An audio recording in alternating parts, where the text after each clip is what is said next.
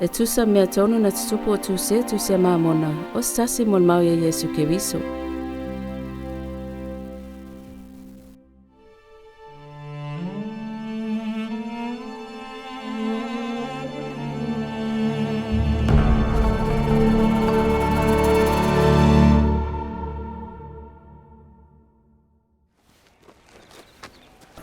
Wa e tala noa mai le salamo. Le asi mea mātou te whaia. Molamba! E se ata o nata whaalongo ni tangata. O pepelo tātou e Amoleka. O upu renga nei ali i la tātou tūla whono. Whaapea whai o na whaasanga i a tātou lo ia ma whaamasino. O la upu leanga i tangata umaranu. Patauri, aofi, aofi, fosala, ali o rei lumanai, lumanai, Atua.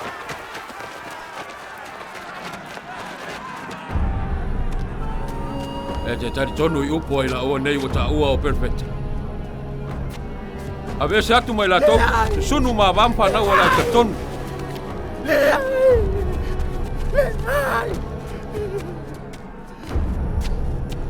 Ua e lui ina la upule. Pau au sala, o nei ali iwa le ponai la ua i lumanai Nei tagata o tagata upu vale, o e se atu mai latou, a ve se atu nei tagata. A ve faafamalo faamasino.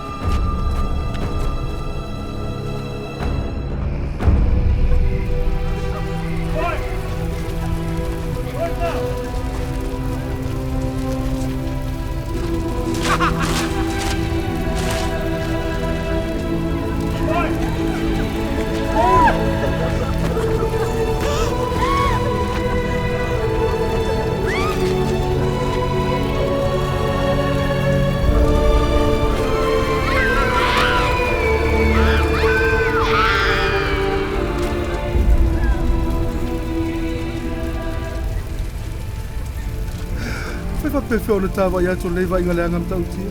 Ia ta whaalolo ato ta lima whaangare mana o le tua o iai taua. Malawea i la tau mai apea whimu.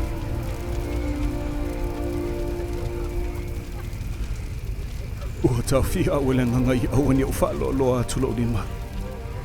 Ua ave hina i la tau i le ia te lawa i le mamalu. Ma na tinga ina o ia ina ia la tau whai ele nei mea. Ina ia tonu whamasinonga la ia whai e lungo i latou i lona toa sa. A tono le asunu ina fo i taua. Ia whai a lava e tusa marifina ngalo le li. Ai whaauta, ele i uma le tahanga luenga. O lea lato te le sunu ina i taua.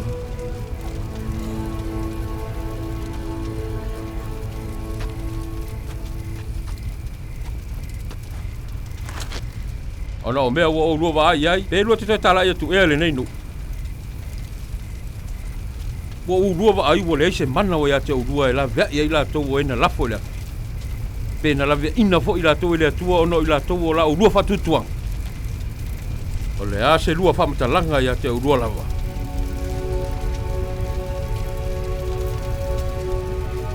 Lafo i la ua le faafalepuipui.